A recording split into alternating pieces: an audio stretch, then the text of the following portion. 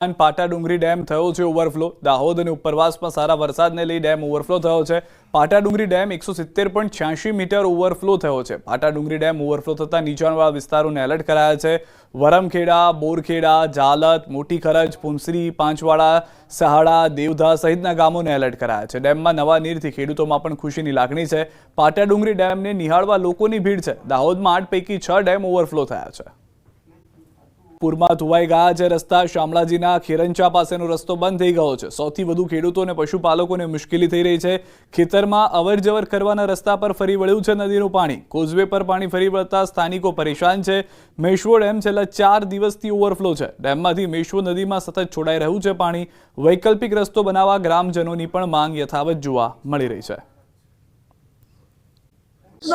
नदी ने पेली बाजू से अरे हमारे कायमी तबेलो ત્યાં છે જવું કઈ રીતે 20 કિલોમીટર ચાલીને અમારે આમ ફરીને આવવું પડશે સામરપુર ગામમાં થઈને।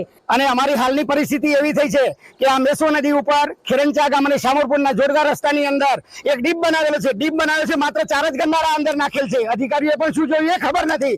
મારે તબેલો ઉપરવાસમાં આવેલું છે। મારે ઘાસચારાની ખૂબ તંગી છે અને લીલો ઘાસચારો તણાઈ ગયો છે અને પુલ તાત્કાલિક બને તેવી અમારી માંગણી છે। વરસાદી માહોલ છે। શામળાજીના મેશ્વો ડેમની મેશ્વો નદી બે કાંઠે વહેતી થઈ છે। ઉપરવાસમાં ભારે વરસાદને કારણે મેશ્વો નદીમાં પાણી આવ્યા છે। પાણી વધતા ભીલોડા, મોડાસા અને ધનસુરાના નદી કિનારાના 20 ગામો એલર્ટ કરી દેવામાં આવ્યા છે। અરવલ્લીના મોટાભાગના વિસ્તારો એવા છે કે જ્યાં આગળ પાણી જે સતત છે સ્તર તે વધતા જોવા મળી રહ્યા છે। સૌથી વધારે મહત્વની વાત, ઉપરવાસમાંથી જે ભારે વરસાદ થઈ રહ્યો છે તે મુખ્ય કારણ હાલમાં માનવામાં આવી રહ્યું છે। શહેર તેમજ જિલ્લાના વાતાવરણમાં પલટો છે। ભારે બફારા બાદ મેઘરાજાનું આગમન થયું છે। ભાવનગર શહેર તેમજ આસપાસના ગ્રામ્યમાં ધોધમાર વરસાદ વરસી રહ્યો છે। વાઘાવાડી, કાળિયાબીડ, સુભાષનગર, ઘોઘા સર્કલ સહિતના વિસ્તારમાં વરસાદ જે છે તે જોવા મળી રહ્યો છે। તાલુકાના ઘોઘાવાડા ગામે ગામના પ્રવેશ દ્વારે જ વરસાદી પાણી ભરાતા ગ્રામજનોને હાલાકી। ઘોઘાવાડા ગામે બસ સ્ટેન્ડ પાસે ગેરકાયદેસર બાંધકામના લીધે વરસાદી પાણીનો નિકાલ બંધ થતા પાણી ભરાવાની સ્થિતિ સર્જાઈ છે। ગેરકાયદેસર બાંધકામ કરવામાં આવતા પાણી ભરાવાના બનાવો બની રહ્યા છે। દબાણ દૂર કરવા ગામ લોકોની અનેક રજૂઆતો કરવા છતાં પરિણામ શૂન્ય છે। ગ્રામજનોને અવરજવરમાં પડી રહી છે મુશ્કેલી। ગામના સ્થાનિકોએ વિડીયો બનાવી સોશિયલ મીડિયામાં પોસ્ટ કર્યો। નદીઓમાં પૂર જેવી સ્થિતિ થતા 13 જેટલા રસ્તાઓ બંધ કરવામાં આવ્યા છે। ઉપરવાસમાં વધુ વરસાદને કારણે શેરી નદીમાં પૂર આવ્યું છે। ઉમરેઠથી ડાકોરને જોડતા જૂના બ્રિજ ઉપર પાણી ફરી વળ્યા છે।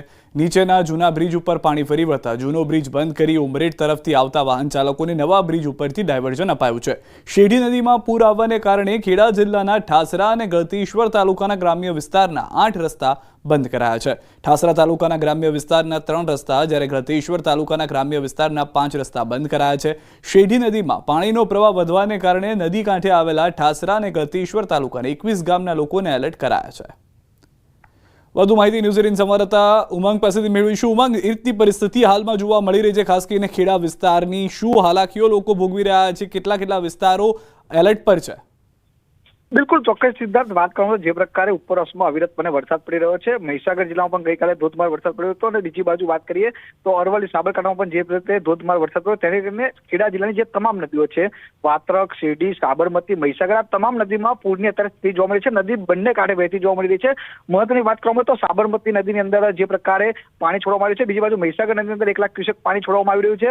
એવી રીતે શેરડી નદીની અંદર 20,000 ક્યુસેકથી વધુ પાણી છોડાતા શેરડી નદીના જે કેટલાક જે નીચાણવાળા વિસ્તારો છે ત્યાં આગળ પાણી બહાર નીકળવાની શરૂઆત થઈ છે। મહત્વની વાત કરવામાં આવે તો ડાકોર, ઉમરેઠથી ડાકોરને જોડતો જે બ્રિજ છે, નીચેનો બ્રિજ, જે જૂનો બ્રિજ છે, એની પર પાણી ફરી વળતા વહીવટીતંત્ર દ્વારા બ્રિજ બંધ કરાયો છે। તેમજ ખેડા જિલ્લા વહીવટીતંત્ર દ્વારા જેટલા પણ નદી કિનારે જે તમામ ગામડાઓ છે, તમામ ગામડાના તલાટીઓને પોતાનું હેડક્વાર્ટર ન છોડવા આદેશ કરાયો છે અને જો હજુ વધુ વરસાદ પડે તો આ પાણી છે તે ગામની અંદર પણ ફરી શકે છે, જેને અત્યારે વહીવટીતંત્ર એલર્ટ થયું છે અને નદી અત્યારે બે કાંઠે વહેતી જોવા મળી રહી છે।